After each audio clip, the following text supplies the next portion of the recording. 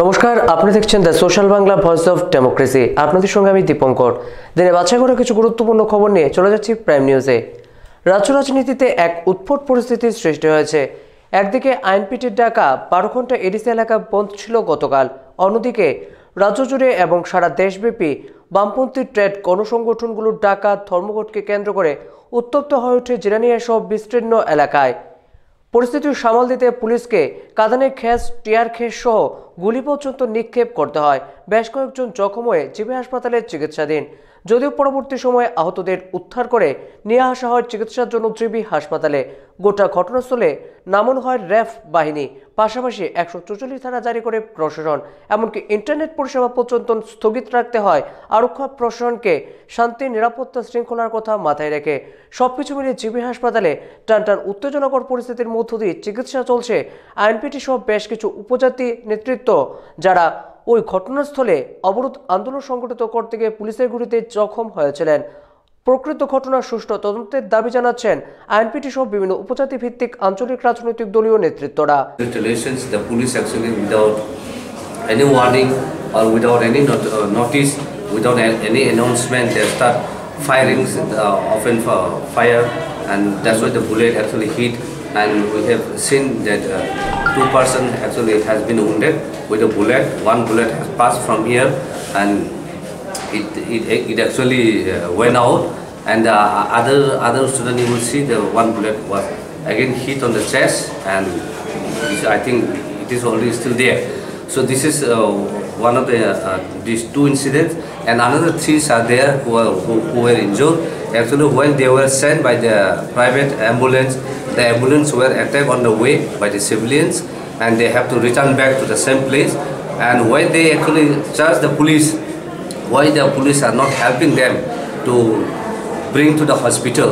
So therefore, the students' movements actually became angry, and they tried to attack the police.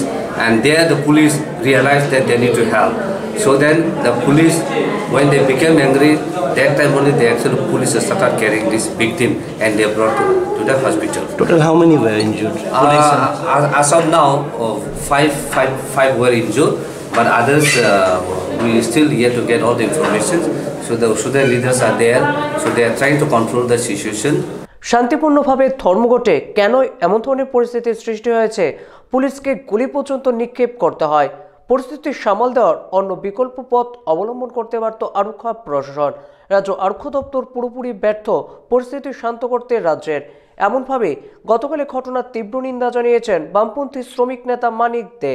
কালকে কি পরিস্থিতি ঘটলো যে কারণে গুলি চালালেন, আমার মনে হয় এই যে গুলিটা যেটা চালিয়েছেন এরা না চালিয়েও অন্যভাবে এটাকে ম্যানেজ করা যেত, এবং এতে করে 6 জনের মতো আহত হয়েছে। বেশ কয়েকজন বোধহয় সম্ভবত হাসপাতালে, 6 জন তো হাসপাতালে বোধহয় 5 জন এসেছে। কালকে রাতে আমি গিয়েছিলাম, তাদেরকে দেখে এসেছি, এবং এটা বোধহয় অ্যাভয়েড করা যেত, বিষয়টা অ্যাভয়েড করা যেত, এবং আরেকটু সেখানে বিষয়টা তদন্ত হওয়া দরকার, এবং কেন এটা ঘটলো, কী কারণে ঘটলো, এটা তদন্ত দরকার আছে বলে আমরা মনে করি।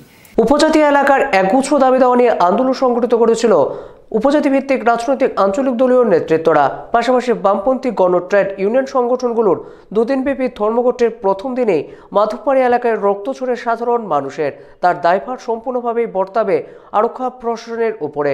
পরিস্থিতি সামাল দেওয়ার নামে উচ্ছৃঙ্খলতাকে ইন্ধন জুগিয়েছে বামপন্থী নেতৃত্বদের সঙ্গে আরক্ষা প্রশাসনের একাংশ কর্মী। উড়িয়ে দিচ্ছেন না সাধারণ মানুষ, তবে সমস্ত ঘটনাকে নস্যাৎ করে দিয়ে সরাসরিভাবে প্রশাসনের বিরুদ্ধে তোপ দাগলেন সাংবাদিক সম্মেলনের মধ্য দিয়ে ত্রিপ্রাহা গোষ্ঠীর রাজ্য নেতৃত্ব। We are now ready to sacrifice to our life. আমি যদি এখন 63, I must compel to মানে আমার বুক ঠেলে দেব সেই কোথায় অস্ত্র, আমাকে প্রথম মরতে হবে।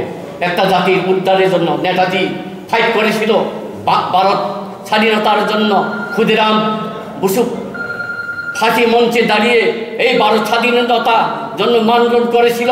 তখন ইংরেজের দৃষ্টিভঙ্গিতে সেই উগ্রবাদী, সেই সন্ত্রাসবাদ, কিন্তু ভারতীয়দের দৃষ্টিভঙ্গিতে সেই স্বাধীনতা সংগ্রামী। আজকে আমরাও সেখানে এরকম অবস্থা, হয়তো অন্যান্যদের মুখে আমরা সন্ত্রাসবাদী, কিন্তু আমাদের চোখে গণতান্ত্রিক শাসন ব্যবস্থায় বিভিন্ন রাজনৈতিক দলগুলো আন্দোলন করবে, সেটা গণতান্ত্রিক নিয়ম। কিন্তু এই রাজ্যে হচ্ছে ঠিক উল্টো পরিস্থিতি। মাধববাড়ি সহ বিস্তীর্ণ এলাকায় শান্তিপূর্ণভাবে আইনপিটি সহ বিভিন্ন রাজনৈতিক দলীয় নেতৃত্বরা পিকেটিং করেছিলেন। কিন্তু কেন এমন ধরনের পরিস্থিতির সৃষ্টি করা হয়েছে? পরবর্তী সময়ে ইট পাটকেল বৃষ্টি থেকে শুরু করে কাঁদানে খ্যাস, অবশেষে গুলি নিক্ষেপ করতে হচ্ছে আরক্ষা প্রশাসনকে। জখম হয়েছে বেশ কিছু উপজাতি নেতৃত্বরাও। তাদের চিকিৎসা চলছে জিবি হাসপাতালে। এই চিকিৎসার ব্যয়ভার গ্রহণ করতে হবে রাজ্য সরকারকে। টিএসএফ নেতৃত্বরা আগরতলা প্রেস ক্লাবে আহত সাংবাদিক সম্মেলনে রাজ্য সরকারকে একহাত নিয়েছেন। It is the administration who was responsible for that. এটা কি শান্তিপূর্ণ আন্দোলন ছিল? হ্যাঁ, শান্তিপূর্ণ ছিল। তো শান্তিপূর্ণ আন্দোলনের মধ্যে ইট পাটকেল, বিয়ারের বোতল, এরপর দোকানপাট জ্বালানো। Excuse me, my TSF friends will supplement and then we'll entertain questions. বন্ধকে কেন্দ্র করে রাজনীতির চাপ ক্রমশ বাড়ছে বিভিন্ন রাজনৈতিক দলীয় নেতাদের শাসক দলের উপর। একদিকে লোকসভা নির্বাচনের আগে উপজাতি ভিত্তিক আঞ্চলিক রাজনৈতিক দল আইপিএফটির সঙ্গে জোটকে কেন্দ্র করে বিজেপি সরকারের সমদূরত্ব, ঠিক অন্যদিকে পাহাড় উত্তপ্ত ধর্মঘটের নামে সবকিছু মিলে উত্তেজনাকর পরিস্থিতি। সর্বশেষ খবর পাওয়া পর্যন্ত এখনো মাধববাড়ি সব বিস্তীর্ণ এলাকায় জারি করা রাখা হয়েছে 144 ধারা। तो बता देना चाहता हूँ सबसे पहले कि सिचुएशन अभी ठीक है और सभी लोगों से मैं अपील करना चाहता हूँ कि वो शांति से रहें और कोई भी ऐसा काम ना करें जो कि लॉ के अगेंस्ट में है। कोई गैदरिंग ना करें।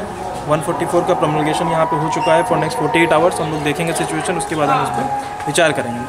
सेकेंड, आपने पूछा कि कहीं पे कंट्रीमेड गन मिला है। यस, हम लोगों ने माधवबाड़ी ब्रिज के पास में कंट्रीमेड गन रिकवर किया है ड्यूरिंग थारो सर्च। और गन का लेंथ, गन छोटा है और अभी हम लोग उसको फॉरेंसिक लैब में भेजेंगे तो पता लगेगा उससे फायर किस टाइप का फायर होता है गन से। तो अभी तक सिचुएशन ठीक ठाक है। সবকিছু মিলে উত্তপ্ত রাজ্য রাজনীতি। আগামী দিনে রাজ্য রাজনীতির উত্থান পতন এবং মাধববাড়িতে কি পরিস্থিতি গিয়ে পৌঁছায় তা দেখতে অবশ্যই সাবস্ক্রাইব করতে ভুলবেন না আমাদের YouTube channel social Bangla. Visit us at www.thesocial.in। সবাই সুস্থ থাকবেন, ভালো থাকবেন, আর অবশ্যই নিত্য নতুন আপডেটস পেতে দেখতে থাকবেন the social Bangla, voice of democracy. নমস্কার।